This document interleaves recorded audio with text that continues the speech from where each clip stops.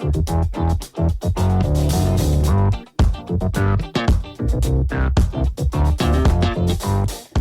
folks, and welcome to the Daily Ratings Podcast. It's a show where each week we'll sit down with Vincent Daly to get his thoughts on the latest movies he's been watching, both older films and new releases. And don't worry, there's no spoilers. Vince will give a brief review of the movie, share some thoughts, and of course, then rate the film. The daily ratings are always fair, honest, and most importantly, they're consistent. On today's show, Vince will be rating and reviewing Promising Young Woman, directed by Emerald Fennell, newly released No Sudden Moves by Steven Soderbergh, Prisoners of the Ghostland by Sion Sono, The Sparks Brothers by Edgar Wright, and Annette, directed by Leos Carax. So stay tuned and enjoy the show.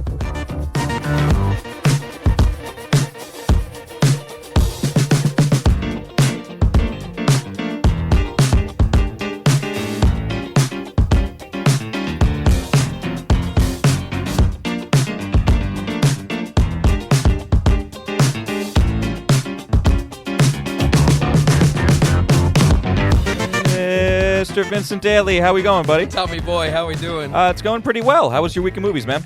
Week was good. I got to see a surprising amount of new releases, as, of course, you heard in that wonderful intro. Can we get a round of applause at home for those hard director names that Tom wonderfully went through? I don't think I did a very good job on them.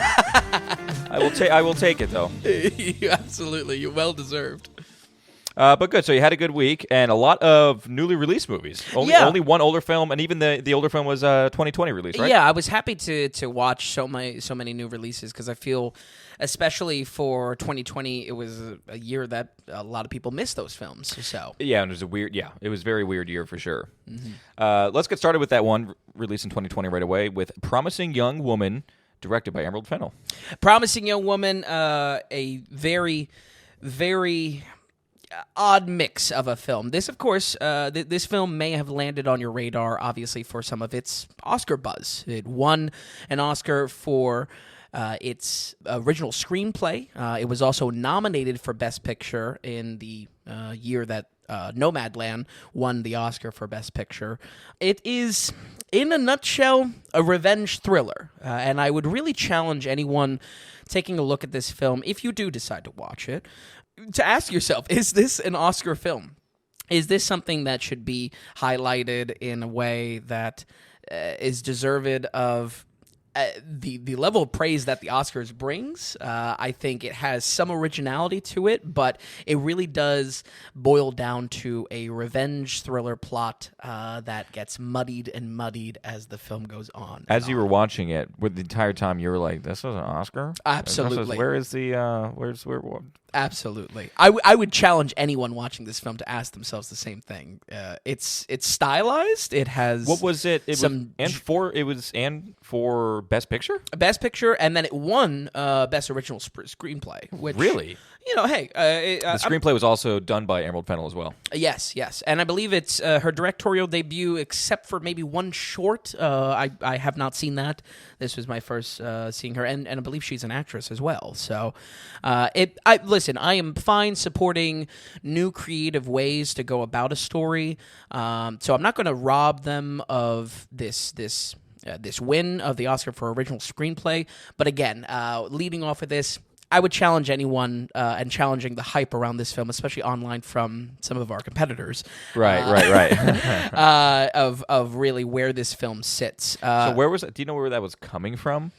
I think was it the actress driven? Was it the fact that it was like, were they really trying to promote this female director for whatever reason? Like, where was the hype coming from? Or did people actually think it was a good movie? It's a female director. It's a very female story, so I think the Oscars kind of walking on eggshells, probably wanted to put the nod towards it. Right, that way. Okay. And it is original in areas. I don't think, when I call this a revenge thriller, probably a lot of things can come to mind for folks at home for that, but that really is the structure of the first, maybe backbone of the movie. It separates in multiple areas and does some genre balancing that in no way does this come close to how good that movie is, but like a Parasite would do, that this film is many things. It is not just one thing. Is that when you say it muddied and kept on muddying itself? Exactly. Okay. Good Steaks, it soils itself, though, and it soils itself with heavy romance and heavy comedy that take away, I believe, from even the emotional punch that the director was trying to get across with this thriller. It is gripping in a lot of ways. It shot itself in the foot a little bit. Absolutely. With trying to be, what did you say? Too much comedy too much romance. Yeah, romance. I mean, this has almost a 180 turn into a romance film, which I'm not saying that a film can't do multiple things. Certainly, genre balancing has become a trend now in Oscar-type movies and Oscar bait. Keyword balancing. Exactly. Yeah. Exactly. I think what's a shame about it is the romance side of this film is very enjoyable, but it distracts so intensely from a very intense plot, especially if you're engaged into the subject matter of what Emerald is trying to write and direct here. It is emotionally intensive, and you want to see that developed. It just takes away from it, and it creates a tough thing to pay attention to, because I did not know where the film was going with this. Let's talk about the revenge side a little bit. Sure, yeah. Revenge thriller side, Carey Mulligan is our main lead here. Very simply, though she sells the emotional side of what the subject matter is on what the film is about, she is not menacing in the slightest. And time after time, this film puts that character in situations where she's supposed to be badass, she's supposed to be menacing, and it's not necessarily knocking her performance, Carey Mulligan's performance specifically. It's just that I think the way the character was written? It's the way the character's written, and maybe two to tango, it's a little bit of her performance as well. Okay. It's just not menacing. I do not feel, wow, she's in charge of these situations or anything like that. Okay. And it's a shame, because I think if there's anything that falls through on the thriller side of this movie alone, with honestly a pretty good plot, and again, like I said before, a very strong emotional beats, it falls through in that performance, and it falls through in that screen presence of that character. On the other side of the coin, we have the comedic and romantic elements. Supporting cast is pretty solid. We have Bo Burnham having a very large role in this, and he's very entertaining on screen. I think the comedy works, and certainly for a rom-com, it's where it gets wrapped up in this thriller is where it loses it. It makes it feel that... For me, I think I actually lean towards liking the romantic aspects of this film more, and it made the thriller seem cheaper. I would imagine it's just the same if you like the thriller aspects of this more. If anything, all the more, the romantic aspects are going to make it cheaper, and it just... So, what is the movie trying to be mostly? Is it trying to really be that thriller drama? Yes. 100%. Okay, so even though they're relying heavy on the romantic comedy stuff or whatever like that, that's not what it's supposed to actually be in the end. Yeah, it's almost like a pit stop that happens in the middle of the film that they take a break from it. But what I think is done as a result of that is we lose some of the emotional through line to why our character is on this revenge plot. Yeah, you have to keep things high emotion and tense, correct? I mean, that would be the point of it. Exactly. I reluctantly using this analogy because I've mentioned John Wick now multiple weeks in a row, and it's not like a Holy Grail film. But do we see Keanu stop getting pissed about the dog halfway through? No. There is a distraction that happens in our character that compounds with the weak, menacing performance. Okay, that's a great comparison then. Yeah. To kind of wrap your head around it. That's true. Yeah. But listen, John Wick's a decent film. It's not where comparison works. Exactly. I'm sure. I think a lot of our listeners also know John Wick too. So yeah, exactly. It's a safe bet. It's kind of become too large for itself. So, and yeah, I think there's some originality in that balancing, and again, I'm not trying to really rain on the parade of an Oscar winner. Certainly congratulations to Emerald and her team for getting that win for a screenplay. I just think, again, I challenge anyone to watch this film and say, this is an Oscar movie. It is a creative thriller at best. It is schlocky. The look of the film feels campy, but again, it distracts from itself and almost can't decide what it wants to be. And I think, again, it's unbalanced. It's an unbalanced film. It's what it sounds like. And it fails in... That is a result that makes it fail in a way that, unfortunately... again, for me, distracts from what the film's main pitch is a thriller. If it's failing in the main pitch, then maybe this needs to be kind of restructured a little bit. More than anything, allow me to say, who really cares about the Oscars? Who really cares about the Oscars 2020, no less? Yeah. You know me. I'm not a fan of the Oscars whatsoever. Right. And it was pretty much, I more so disagree than I do agree. Yeah. I wrote it off. I would say I wrote them off completely and like truly stopped caring and paying attention when Spotlight won. Mm-hmm. And you couldn't give it to anybody else that was in that category, would have been fine. But like The Revenant should have won. Absolutely. And I know I'm being like, that's one of my favorite movies. Mm-hmm. The Revenant should have won. that was the... Certainly not Spotlight. Certainly not Spotlight. That's when I was like, I don't need you anymore in my life, Oscars. Right. And I feel like a lot of people get to that point. Oscar snubs is a phrase in itself. Sure, but still... Typically saying, like, would you say, it's like, I'm sure Spotlight is a better movie than that. Like, I can understand why Spotlight at least was in the category, where this one you were searching the whole time. You're scratching your head over. It's scratching the whole time, and also even if I fall into a category that really in love with this film, because again, it got a lot of fanfare online. Our competitors are very highly reviewing this film, so that again for me was something that I was looking at as like I need to create that type of ratings guide for this to clean up the confusion of whether this film is worth your time. And I even if you boil it down positively to its elevator pitch, it is a tame revenge slasher movie with a message. Does that sound like a groundbreaking film? I don't think so. No, and honestly, it's not either. And funny thing you say that is, I don't need a groundbreaking film to be amazing. You can have the most simple film. Look at Whiplash. Yeah. But that was done phenomenally, and this just doesn't sound like it's quite there. Yeah, and I would say probably the biggest shame of it is that there is good in both sides of the execution of the genres that the film tries to juggle, or maybe the three genres that the film tries to juggle, but really in that juggling act falls short, and unfortunately it kind of is just a mediocre film as a result. Okay. Other than that, nothing really much more to say. Again, I think in revisiting this, especially as former Oscar nominees, I think that's important because, especially for some folks at home, I know I include myself in this camp, I'd like to revisit films that I may not have seen of previous years that got Oscar nominations as some of my compass in navigating some older films. For 2020, with not a lot of you seeing films out there, or if you fall into that camp, this would be something that might be on your radar because it not only was nominated in multiple categories, but got a win as well.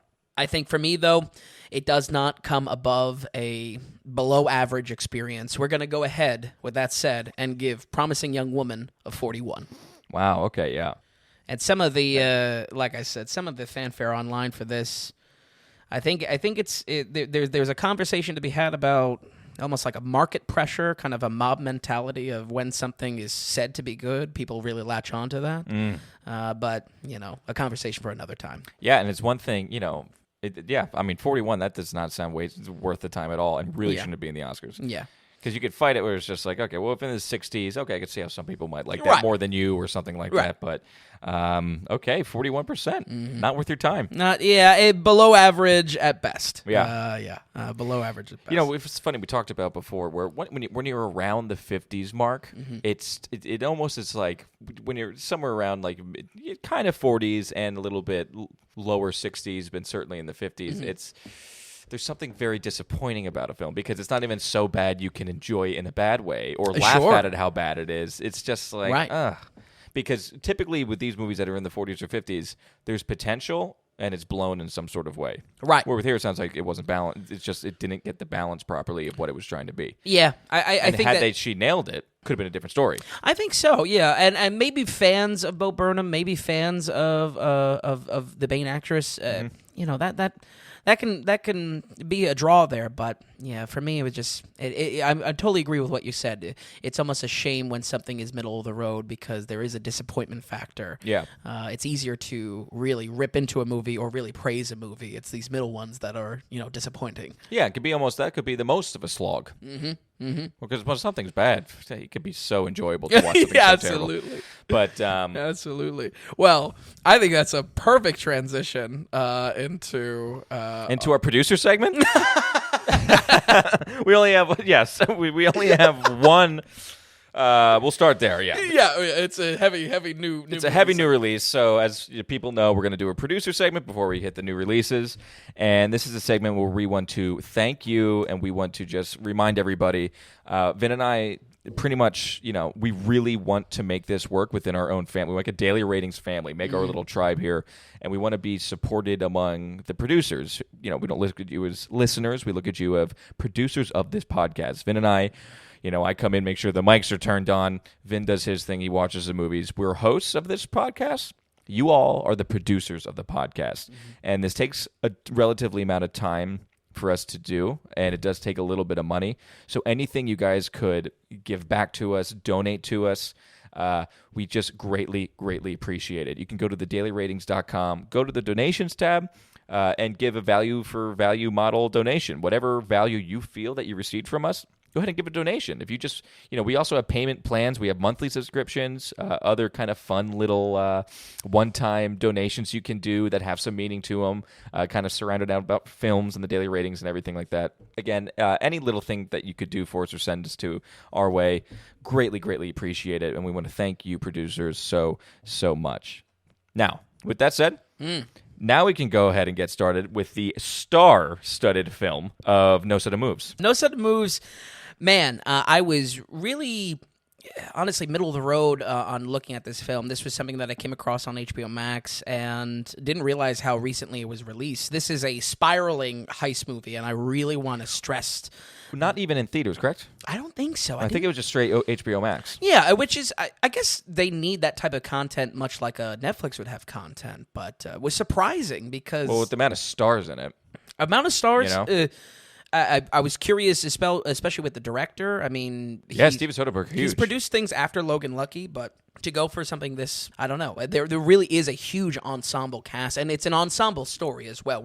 We're shining a spotlight on multiple people, though the poster of this film is going to be focused around Don Cheadle and... Del Toro, thank you. It is going to be... plainly a ensemble type story that we are shining a spotlight on many different actors. Some of that acting cast is very exciting to see. Are we thinking about the same person? We are finally seeing the return of Mr. Mummy himself. Yes, good. I'm glad you said it. Yeah. Brendan Fraser.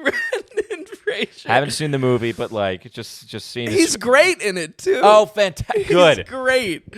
I waited to hear that. I didn't ask you before we record or anything like that. I just wanted him. I don't care if the movie sucks. Yeah. I want Brendan Fraser to be good. For Brendan Fraser's sake. Absolutely. It maybe is a little jarring in that he kind of has more of a side role, and you're like, wow, that's a little odd to see him maybe in such a secondary role. But it's amazing to see him in a role. Period. Very true. Very true. He does a great job though, and honestly, everyone does a great job in this movie. I love across the board all these characters, and again, just to return to the kind of the elevator pitch of this, spiraling is the word I want to use to describe this. Our director here, Steven Soderbergh, we have him obviously directing all the original, or I'm sorry, the new line of ocean movies. Right, 11 through 13. Yeah, and I think he honestly kind of holds that crown because who honestly thinks of the original ocean movies? I don't know. I mean...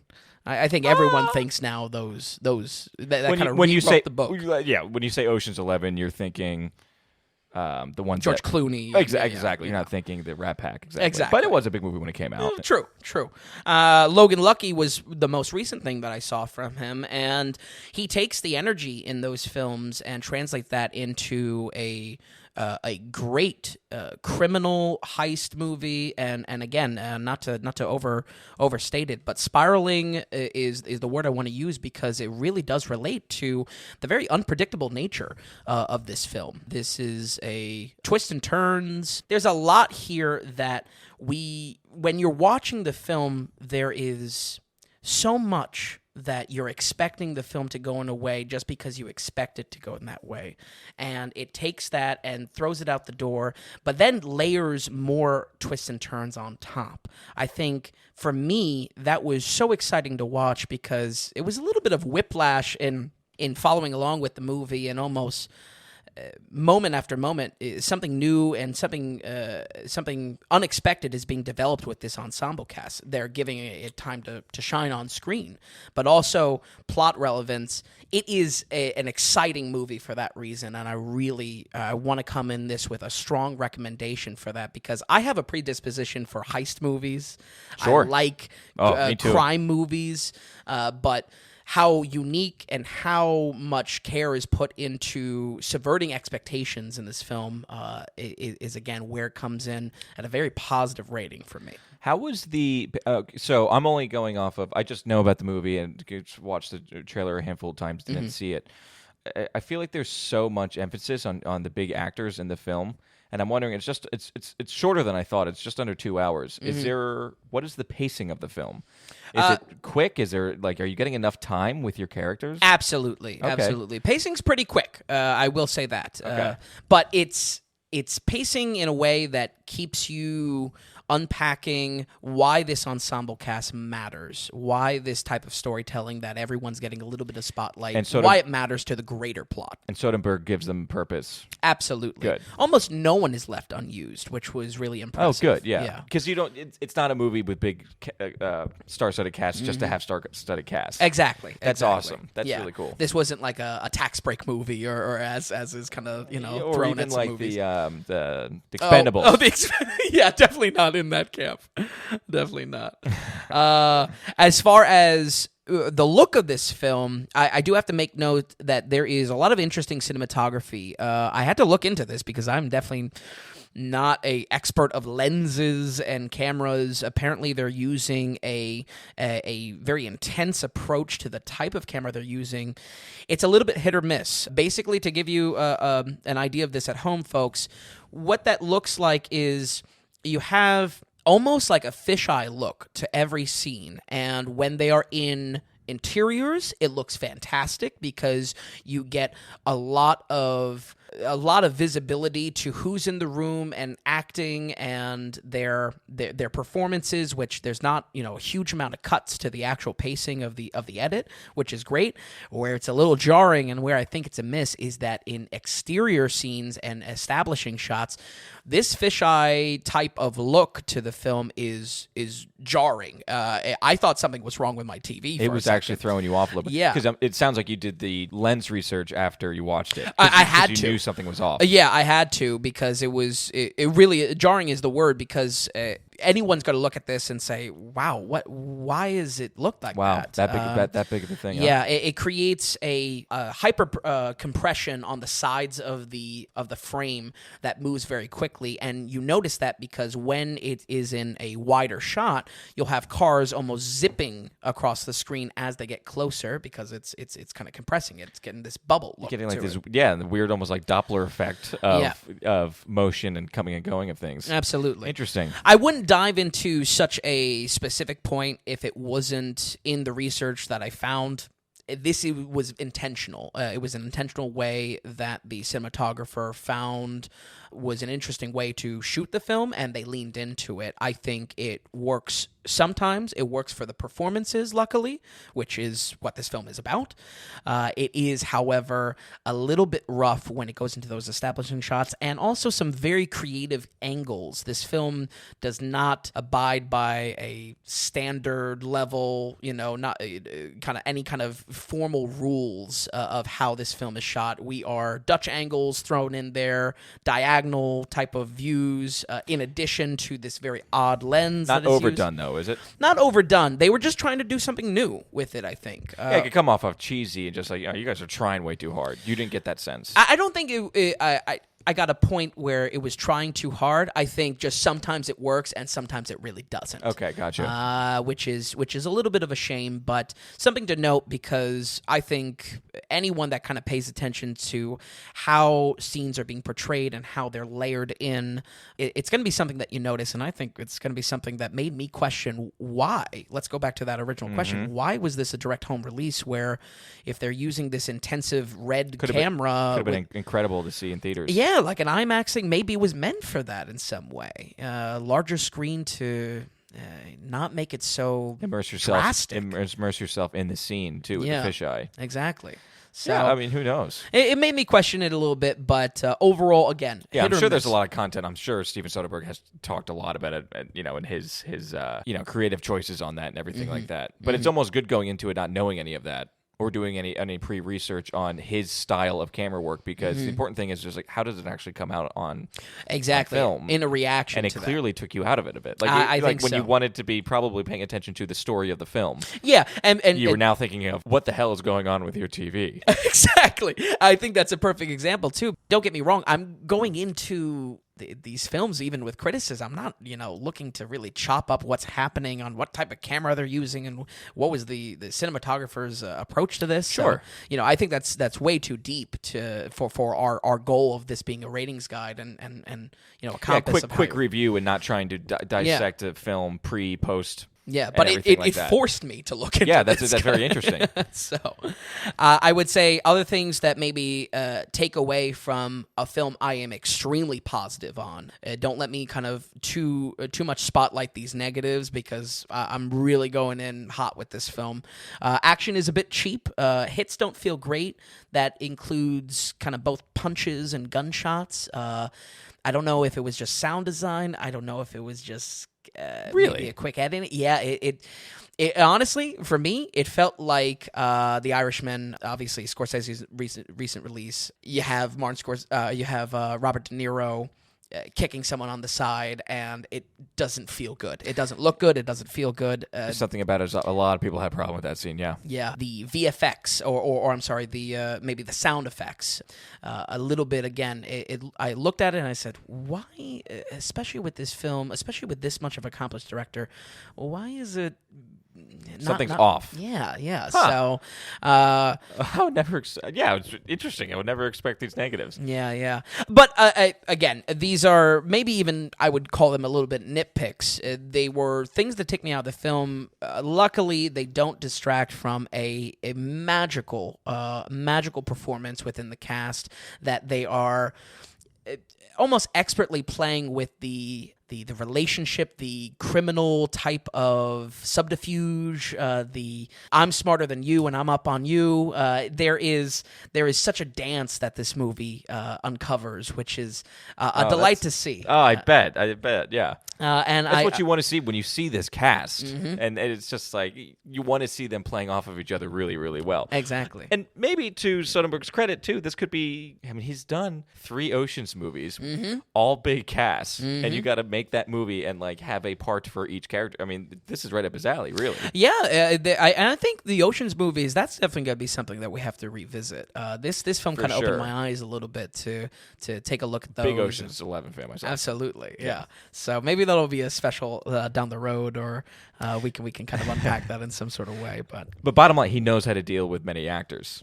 Yes, and I think he has a resume to do so. Sure. And clearly this is a result in a very positive way that he achieves that balancing act very easily, which is great to see. Cool. It would be one thing if we have good performances. It is well rooted in criminal plotting. Plotting is actually the word I want to use there, because the twists and turns of this, the good spotlight that every character gets is only there because they all have something to add to the overall criminal plot, and they all have a little bit moment that they can be cool and they can be, smarter than the other one. And that is just so exciting to see, because when you see someone get a little bit of screen time, you're wondering, why am I watching this? And then having them add to that plot, so exciting. It is. Oh, that's really good to hear. Yeah. Really good to hear. I think, honestly, if anything, what does this film a lack of justice is the the trailer. I think this film is much more than what it lets on to Looks be. boring. Yeah. It honestly looked like it was going to be a very boring film. Not to mention, after I watched the trailer twice, I then watched it with somebody. They had made the same comment that I was thinking, which is it feels like the trailer just gave away the entire movie, which is a huge problem with trailers these days. Not the case? Not the case. And I would say in a little bit of give and take, the twists and turns that I'm saying that this film and the plot has, and that almost every character has a chip at. You know, they all have a shot at how they're implementing this film or how they're affecting the film's plot. There are twists and turns almost needlessly. It's excessive. I think that is good and bad. For me, I felt some were unnecessary, but of course, without going into spoilers, I don't want to dive too much into that. The good news is to your point, we don't have that film giving away every punch, or that trailer giving away every punch. Good.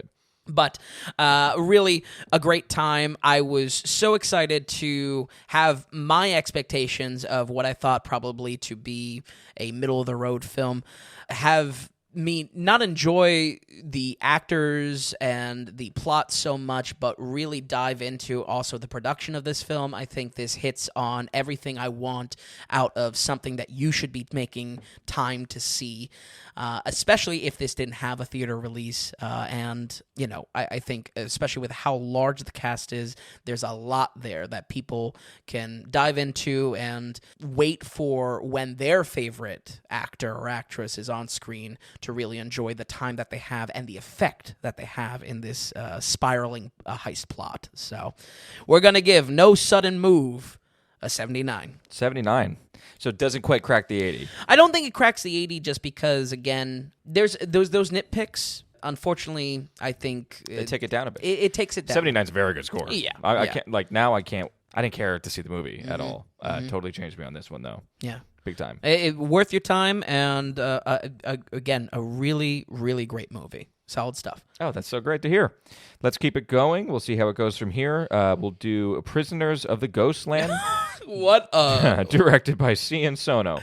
What a transition. This movie, folks, this movie's insane. I'm going to say right now, this is plainly, chiefly in the so bad it's good category, and kind of pushes my ranking and my rating type of logic to the criticism and what this ratings show is about. Very difficultly, it pushes it in a tough area because I have to think, is this film worth your time on it being a very bad film by a lot of by many standards, many different ways. This film is a mess. This film is ridiculous, nonsensical.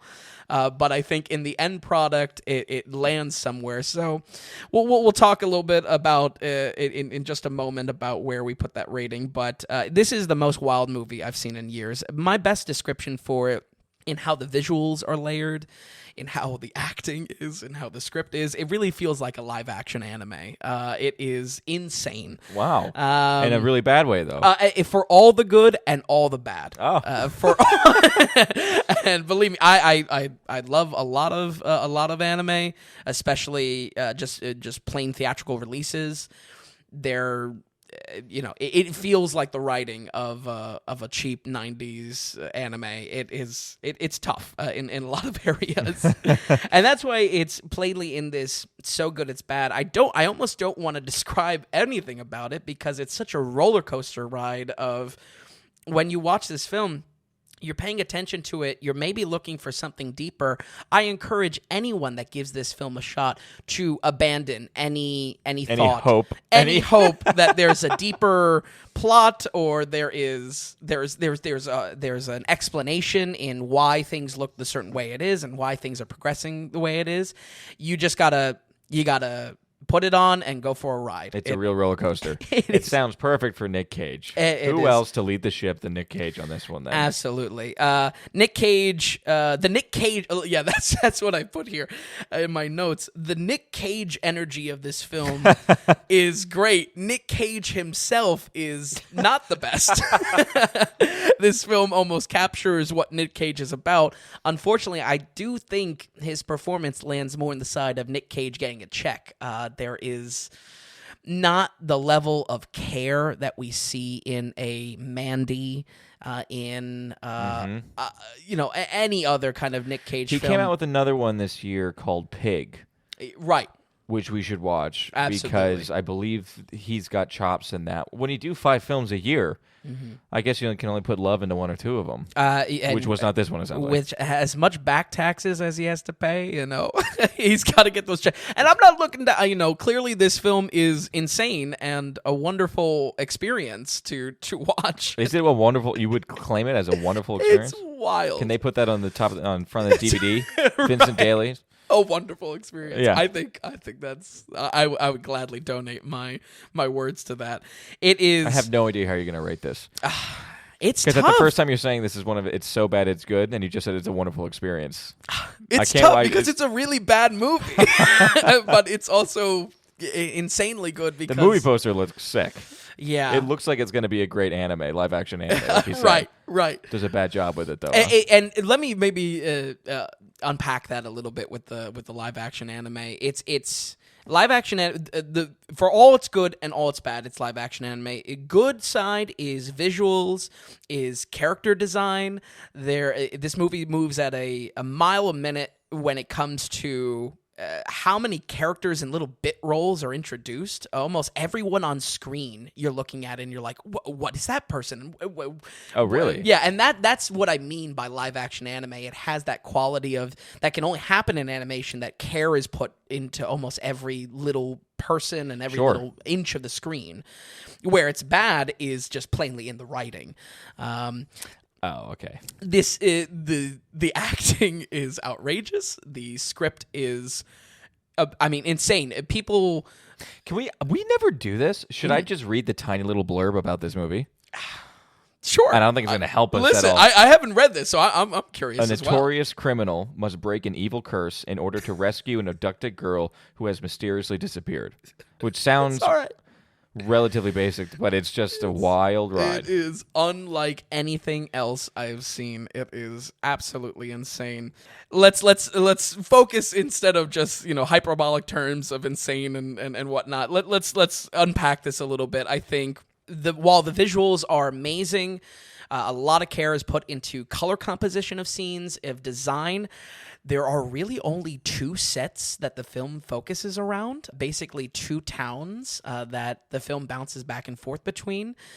It definitely adds to some of the madness that you are wondering, how does this fantasy sci-fi world exist, how it exists? Unfortunately, the film, when it does explain it, there is nothing great about it. And that kind of makes me think it's more so just a budget thing. I was going to say. Yeah. I mean, there's no budget to this film. Right? I mean, there can't It's nothing. And I haven't seen anything from this Japanese director. He actually has a very long line of... oh, he does, huh? Yeah. He's done a lot of work. But this is, I believe, his first film in English and a Western release as well, both with Nick Cage and a large Western cast. But with those excellent visuals, probably the biggest thing that lands this in a so bad it's good, but also a bad film for that reason. Throughout the entire film, it is flirting with this idea that, oh, maybe there's something deeper to this plot, and maybe there's a reason why this is so crazy, and maybe there's a reason why this world is presented how it's presented, and why the style is how it is. And it rides that line for such a long time that I was honestly on the edge of my seat and thinking of theories and how could this make sense. And then the film is just like, nope, it is what it is. and that's why it is still largely a bad film. It got you. Yeah. Totally fooled you. Exactly. I think it could have been it could have escaped that vortex of so bad it's good, that circle. And I think most viewers are, especially movie watchers today, they're familiar with that type of concept. Sure. That it is kind of like a circle, that the film can be so bad it makes a full circle to being good. Huge cult classics like that. Absolutely. And This is I not think one of them. the biggest disappointment of the film is that a few tweaks to the script, maybe a little bit out of Nick Cage, just a touch more out of the performance. Because I feel like he's not fully Nick Cage either in this. It feels like Nick Cage is getting a check for this, which is a shame because there's so much craziness in the film. Yeah, it's right up his alley. Exactly. To the point, the director should have just been like, "Hey, yeah, go for it. I want the full Nick Cage experience on this one." Mm-hmm. That's a shame. It is. That's the one thing. It's like, okay, if the movie's gonna be batshit crazy, I know we got the right guy. But they mute him almost, huh? A little bit. I think he mutes himself. Obviously, I don't know what goes into the production of this, and maybe it's not even right for me to say Nick Cage is getting a check with this, but hey, it is. It's a shame because the movie has potential for being there, and it almost becomes just a plain good movie with all its craziness if it just had a few things changed about it, plainly involving the script. And sounds like a lot, honestly. It sounds like script, acting, and set are pretty large things of a movie. Yes, and just context to the set, really. Context to the setting is where it's failing. But I'm a little bit all over the map. But again, bottom line here, it flirts with that concept to make the movie brilliant. And at certain points, it's giving you the answers that you want to hear, and then the answers are just very plainly not the answers you want to hear, and it's like, oh, it's just this, and that's what really kind of falls short and lands it as a bad movie.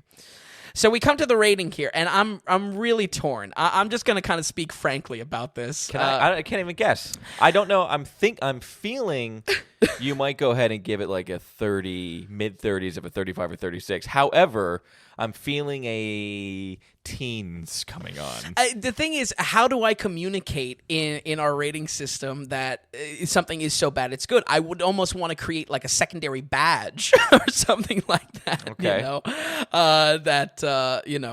It is still worth your time, because I think a mark of so bad it's good is that it is worth your time as a fun watch. Yeah, we're getting into weird areas of. I don't even know what else you would pin that badge to. What other film would be in that category? It would be tough, but I think that's the difficulty in rating something like this. Because Mandy was actually somewhat of it's a little bit unknown, Mandy, but if people have a chance, go back and watch Mandy. Yes. Nick Cage, super crazy film. Get ready, super crazy, oddly, weirdly, grossly good in a way. Absolutely, and I think Mandy is a much better film than this. If you're looking for Nick Cage crazy and also a decent film to package with it, but with this, I don't know how we would put this in. We would have to start a whole new website and podcast. Well, I'm glad that we're working it out. It's so bad, you should see it. Yes, is what you're trying to say. But it is a very bad film. All right, what do we give it? I think for me, I have to look at this critically in what the film is about. Yes, the big umbrella here is this worth your time? Is this something that you should make time for? To the point of what these ratings are about. And I'm glad I'm being challenged in these type of ways with films. I've never had to think of this structure and how I'm looking at films. So I think this was a wonderful challenge to look at. We're gonna give Prisoners of the Ghostland a 20. Not so bad. Yeah, I figured it out, by the way. Okay, so 20. This is a very, very bad movie. A 20 is not a good movie. No. However, if you are with a large group of friends and you want to enjoy a film together where there can be talking, maybe conversations happening here or there, and you can just genuinely hate on something together in a loving, wonderful way, then there you go. Absolutely. It gets the Friend Bad Movie Watch award in the 80s. And it's a must watch. Right. Yeah, I think maybe an alternative score for this is maybe like in the 60s somewhere. But again, it really does, It sucks. yeah. It's a bad movie. What prevents it from there is opportunity in this film to be very creative in the script and the explanation of how insane this film is. It is just simply not there. You can theory craft all day long. It's not in the film. It would just be headcanon. Right. So. Hey, I can't wait to watch it. It is, yeah. But, okay, wow. Prisoners of the Ghostland. It is at unreal. a 20%. Well, let's move on to a very well-known director now. We're going to move on to Edgar Wright's The Sparks Brothers. Yes. So these next two films, the Sparks Brothers and Annette, are paired together intentionally because for Annette, the duo of the Sparks Brothers, their band Sparks, they both wrote Annette and did all the music for it, and Annette is a musical. I was planning on watching the Sparks Brothers documentary that Edgar Wright directed for a long time. Edgar Wright is, and you'll come to know this, folks, one of my absolute favorite directors. It is the energy he puts into films, the energy and thought he puts into editing, and just creative ways to present images on screen, just very simply, is one of my favorite in the industry. So this was on my radar regardless, and then I was interested in Annette, and we'll get to that in just a moment, but let's talk about the Sparks Brothers and what Edgar Wright does to tackle one of the longest-running duos in music history to great acclaim in some spaces, but also relatively unknown.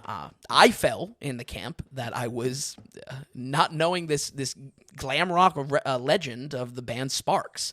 They have contemporaries ranging from the Kinks to T-Rex to New Order to, just a huge line, and has been producing music pretty much from the late 60s to today, especially with productions in film now with Annette. They are in, I believe, the upper 20s in the amount of albums they've had. Wow. I think that's where this film wins as an actual documentary, as a rock doc, is that it is shining a light on a band that is worth a following, worth cult reverence, but a lot of us don't know. And I think that is what's most exciting about this film, that you watch a rock documentary, it's like, okay, let's dive into someone that I know that there's a big fan following around this. Yeah. This was a documentary first before being a rock doc because it was discovering something new. And I think a lot of audience members are going to find that because who knows Sparks?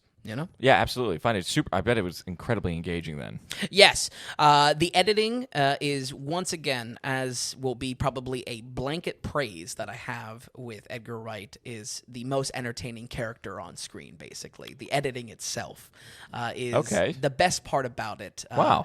The type of visual comedy that he builds into introductions of commentators on the Sparks Brothers story, the classic documentary kind of interview segments. Sure, yeah. The type of editing done, the type of B-roll, the sample footage that Edgar Wright is gathering to put context to the words of these interviews for the documentary. It's the most entertaining part, and I really, I was so happy to see that in a very different format of what Edgar Wright, I don't think he's done a documentary before. I could be wrong, but it was so great to see that he brought that same exact energy that you see in any of his other films. It's front and center. The editing is snappy. The visual comedy is on point. And while it may not be as sharp as other films, like maybe a Shaun of the Dead or a Hot Fuzz, it is there and front. He is in his DNA. This is an Edgar Wright film, 100%. Very cool. Very cool.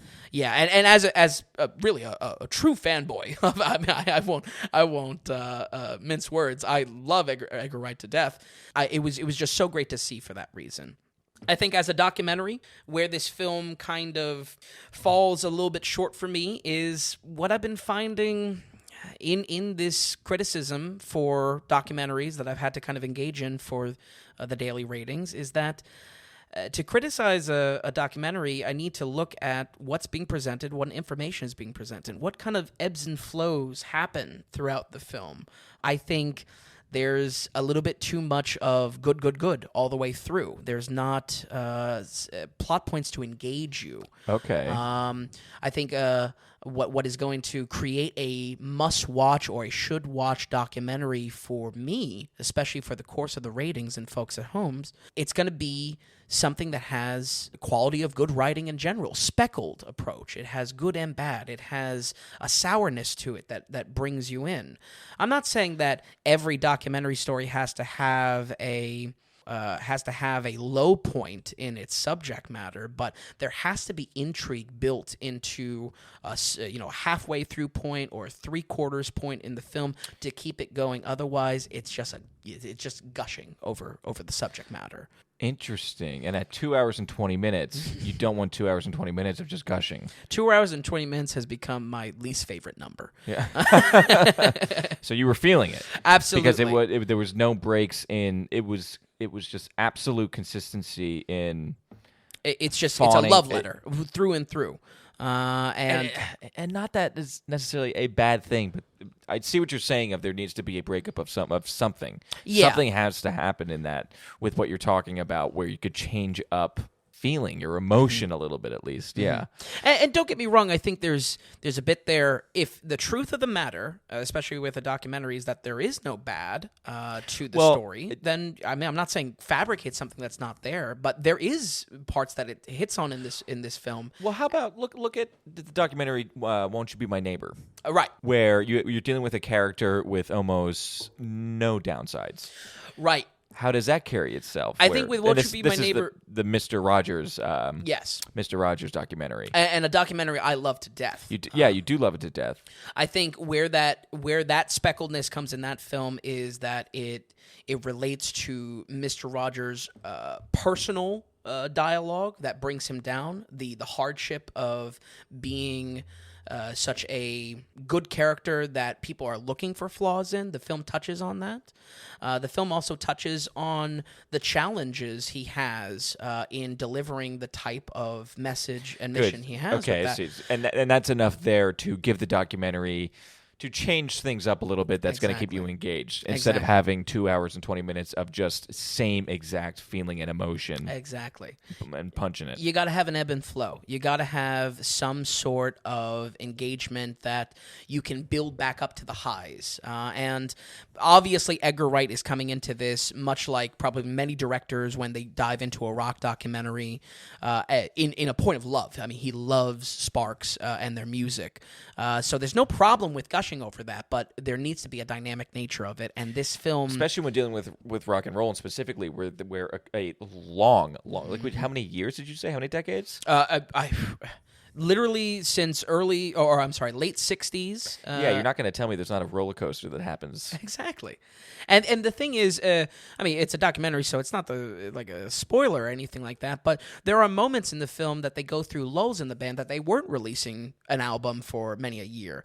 It's brushed aside so quickly to get to more good, that and that's what I mean you by... feel like you're not getting a whole complete picture. Exactly. Yeah. And that's what I mean by... I'm not asking for history to be altered in any sort of way. You know, if something truly is 100% good all the time, fantastic. That's just what the documentary has to be to relay. But there was bad that could be crafted there to create intrigue, to create interest among the audience and viewers. Well, it also feels like, again, when you're watching a documentary this long about such a specific person or group or thing, you want the full picture. Because now, after all that time spent watching this, you still don't feel like you know everything about these people or this band. Yeah, there is something obscured there, and I feel like I can confidently say I know Sparks's, their very artistic style, their creative process, and if anything, it really does add to a potential homework that you can have for watching Annette, which we'll get to in just a moment, because Annette's a wild movie. But when it comes to, I think for the documentary itself, that's where this is falling short. And as much as I, just a moment ago, was gushing for Edgar Wright's style and my love of his editing and his film craft, when I come to a rating for this film, I mean, unless you are obsessed with glam rock, with rock documentaries in general, I don't find this something that I need to rank in something that you have to make time for. It is falling a bit short in it being certainly a good movie. It is not a incredible movie that you have to, stop everything to watch. Sure, of course. That is, of course, if anyone out there knows who Sparks are, they are a very obscure band. And in that sense, a final positive note of this is that it was a documentary in the best way, that I knew damn near close to nothing about it. And I was able to come away from it very informed. With quite a lot, Sparks, and a long-running band that I now respect quite a bit. So, fantastic. Bottom line, a well-needed spotlight on a very, very obscure band. And as we're leaning into this, if you're interested in rock documentaries, I think that is a positive mark here.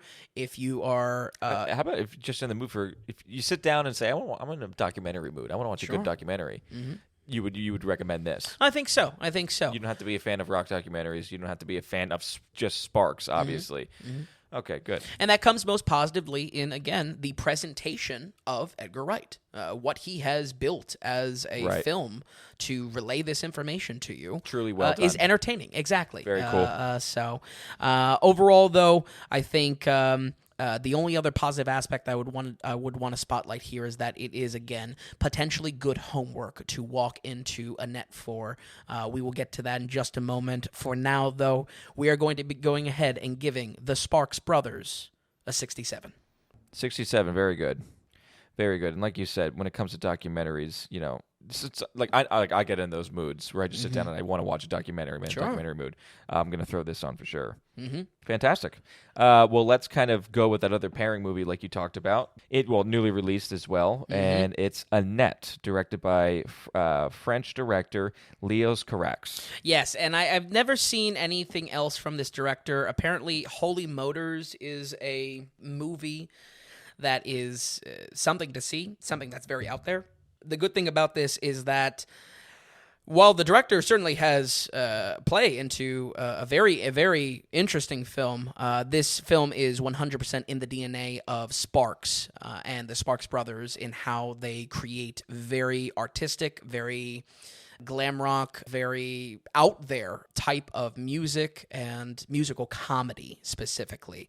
Annette is 100% a musical, but it is a manic, hyper-magnified, psychological musical. And I'm putting time into this because if you find yourself in the camp at home, folks, not into musicals at all, I would say this is probably a definite no-go. If you like watching interesting films that kind of challenge you artistically, and as well are into musicals, this is, again, something that is going to challenge your palate a little bit, but moves into much more something that you should probably make time for. There is nothing like I've seen in this film, and almost from almost from the first parts of the film, it's introduced in such a weird way that sets a tone for a film that almost has no tone to itself. It is wild. The musical, to give you some context here, the musical which I'm usually not a fan of musicals. Sure. I mean, I'm very newer musicals, I should say. This film is what a musical is, in that the emotions are built up to a certain high, a certain intensity, and then that is relayed in music. However, the type of oddness that the Sparks brothers have brought to the musical design, it is like these characters are having manic breakdowns in musical form. It is a hyper magnified. It's blown out to such a point. And believe me, I get that in general is a musical that feelings are magnified to the point of song. This is magnified in a psychological way and is very odd for that reason. Okay, all right. It is a challenging film to watch for that reason. In that the Sparks brothers are definitely writing and designing this music to trying to achieve some level of art. There is, 100% a creative vision here that they are trying to achieve. I just think more often than not, for someone like myself that can like pushing what I like in genres of film and like challenging myself in the type of movies I'm watching, this, I think, ultimately does not hit. It is a bit too weird. It's too much. It's a bit too much. That manic psychological lens that is put on these characters, it's almost ridiculous at times, and I don't think that fits with the musical element of it. If I had to condense that thought, does that make sense? Yes. It's a bit hard to talk about as well because it sounds like a weird movie. It sounds like an extremely weird musical. Extremely weird movie. We have two weird movies this week. Yeah. But it sounds like this would be a confusing movie without the music, without it being that performative musical, and it also sounds like it would be a weird musical without kind of the other weird externalities of it. You hit the nail on the head, and that's exactly why I say this Sparks Brothers documentary, though not connected in any way besides Sparks as the creative leads, it is kind of necessary homework for you to understand Sparks' very particular musical comedy that is going to create an appreciation for this film. And even you, did you watch the Sparks Brothers first? Yes. So even you watching it first, it was still a challenge for you to watch. Absolutely. Well, because I'm not like a Sparks fan, per se. Well, I'm true. appreciating their music, but this film is now they're given almost free creative reign on it. So it is they're writing and the music. It's a musical that they're making the music for. So it is their DNA. To give it a little bit more specificity for the audience at home, the type of elements, if you are a fan of Sparks, or maybe you're deciding on whether you should jump into Annette after watching the Sparks Brothers documentary, it's specific related to repetition of lines that you'll find in a lot of Sparks music, huge choruses, a kind of a chaotic, manic feel. All of that is here, but this leads me to, again, a point that I feel like I have been talking about almost every week. It becomes grating only because of the runtime. 2 hours and 20 minutes this crops up at again. And I'm left with saying, wow, would this be a little bit more palatable if it was condensed? If maybe the musical side of it was less repetitive because of how much is put in front of you? This runtime is what I think is so. So you knocked it down back by 15 minutes. But here's the problem. So what you're saying is the content is good, but it's just hitting you over the head repeatedly, and so it gets old? Or is the content not that great and it's too long? I think the content can stand out as better, and I think more importantly, the content to their artistic vision, the songs, the very unique feel that this movie has psychologically, it could stand better if I'm not spent watching this film and watching songs come on the screen over and over again. Trim the fat, it's going to hit better. It's like they're slowly trying to drive you crazy. It's like a slow form of torture? I don't know if that's a little rough. Okay. But it does slowly drive you a little crazy. It does. Because it's just so... Is it weird visually? So it's visually and repetition with sound as well? There's the songs themselves, if you look at any of the song individually, you can appreciate it musically for what they're going for. You can appreciate from a feel to the film. But when that song is played, which in itself, the lyrics are a repeating line 30 times, when that song is played in 4 different sequences, that is fat. That is what needs to be trimmed. So it needs to be trimmed dramatically. Exactly. So what, 2 hours and 21 minutes? Like, could it be an hour and 45? Possibly. I mean, I don't know if I would nitpick to that point, but... Well, how important is this story line? Again, the story is like it's this stage that a psychological dialogue is given to these characters, and it is in the form of a musical. Adam Driver, phenomenal in this. Good. Yeah. Okay. I'm a huge fan of Adam Driver. Yeah. This actually landed originally on my radar because I heard it was a romance film, and I was very positive on Marriage Story, so I was like, all right, I want to see him in more types of films. Boy, is this a different type of movie. It is a wild, wild film. It is challenging. It is artistically challenging. It's maybe not the best example, but I know you know it, Tom. Go ahead. This is This has Holy Mountain vibes in its weirdness. No. Not that weird. It has that vibe though, in its goofy artsiness to it. It's not shying away from being a goofy film in a lot of ways. Okay. And again, that relates to the DNA of Sparks and their musical comedy that they have. But it's challenging in a similar way to look at what's on screen and hear what's coming through. And Is it annoying to a point where it's just like it didn't need to be this crazy? I think I wasn't annoyed by the threw me film. for Holy Mountain now because that movie is annoying. Right. That could be something we can revisit. Yeah. That's a wild movie. But yeah, it really just, I think everything that the film does, from my notes, I have it almost like 6 different times in different forms. It always relates to back to, why is this long? You can convey the same type of feeling, the same type of spotlight on these psychological stories that you want to unpack with these characters musically. I don't think it needs to be this long to relay that. And if anything, it cheapens those musical moments. I don't think repetition in the songs helps us get a message or anything like that, especially when there is repetition within the songs themselves. Does that make sense? Yeah, of course. Yeah, absolutely. Another, I mean, we are pushing the envelope of what the daily ratings is about and the existential questions of what we're about. But it left me with the question, and maybe something to unpack in future podcasts and in future episodes. Are we seeing movies being bloated because of streaming services? Are we seeing, almost the concept of limitations breeding creative solutions? Are we seeing the limitations being lifted on that and movies getting messy and movies getting unruly? It's funny. It's a lot of this talk about films being too long because it has been something that you've been commenting on. It's my top thing. It's lately. reminded me of one person who reviews. I won't mention them, but I'm thinking of one film reviewer who very much I noticed first had problems with it.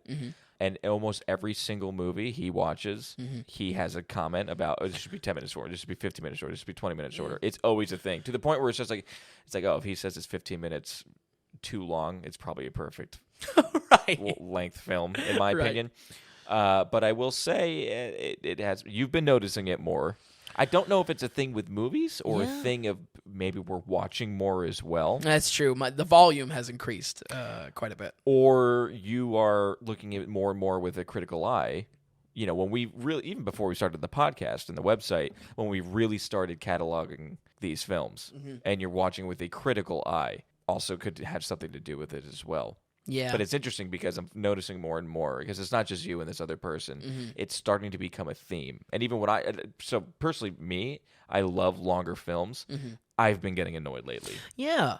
And the thing is, it doesn't come from a point of just needless criticism. It really kind of comes from a point of loving movies and maybe even wanting to like a movie a lot more if it just was less filler, more killer. I want it to be trimmed because of a result of being more of the content that is good with the film. You know what I mean?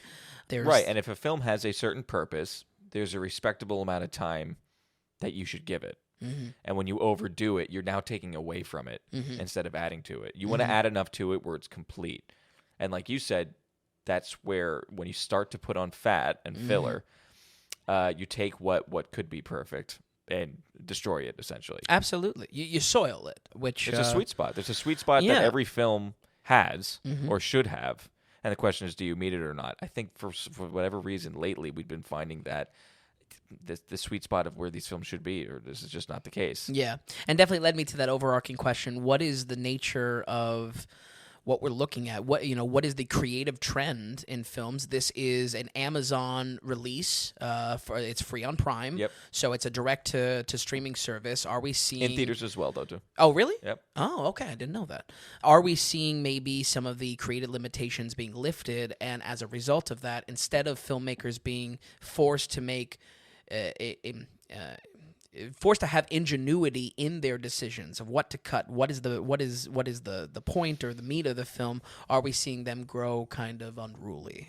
But something to explore. But again, I have to stick up for it a bit because if the storytelling is good, then I don't mind it. I like a story Sure. being told and take as long as take me on a journey. I don't care. Take me out of real life and put me in this, and if it's worth it, it's worth it.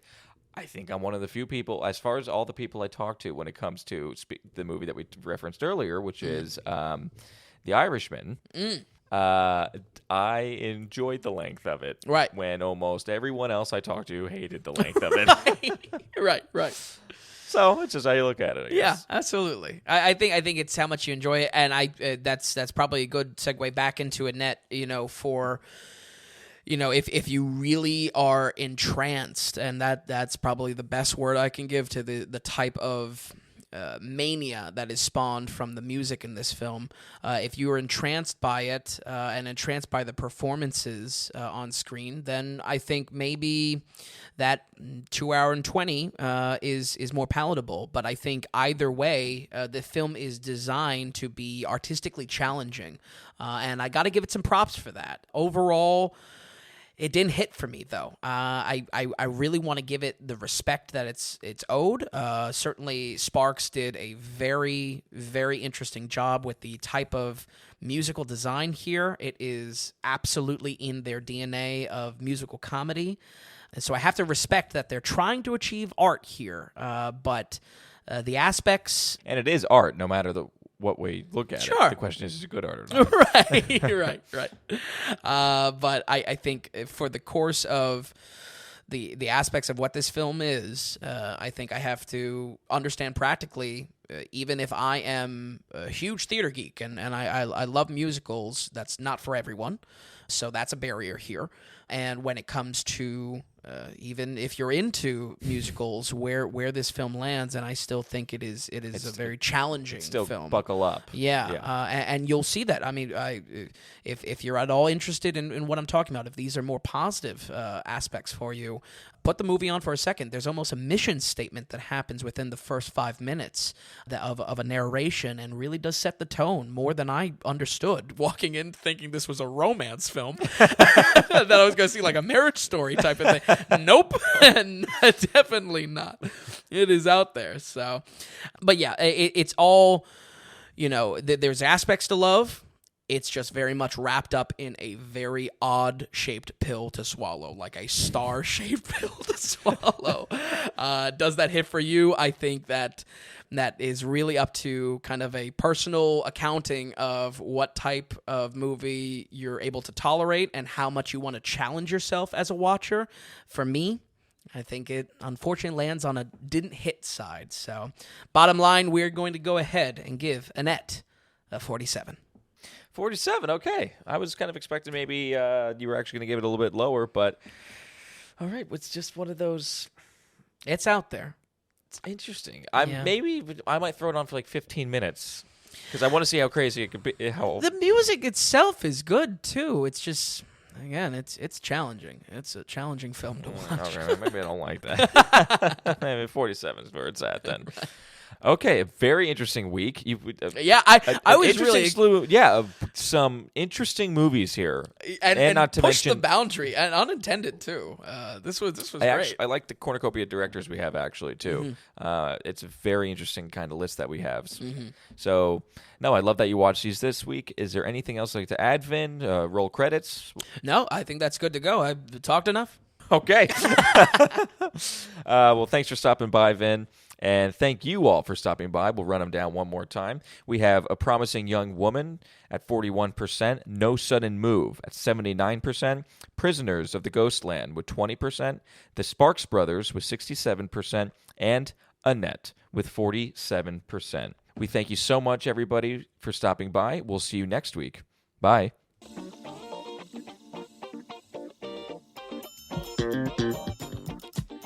If you enjoyed the podcast, if you would, give us a good rating or tell a friend about us. If you're wondering if a film is worth a watch, or if you'd just like to see more movie ratings from Vince, be sure to stop by thedailyratings.com, where we have our ever-expanding catalog of films. Also, if you found value in the podcast or our site, become a producer and go to the donations tab on thedailyratings.com. You can donate whatever amount of value that you feel you received from us. You'll get a producer mention on the next podcast episode, too. We're looking to build this into something large and great, but also be independent from those corporate sponsors. So we greatly appreciate any support from you all. So thanks so much, and we'll see you next time on the Daily Ratings Podcast.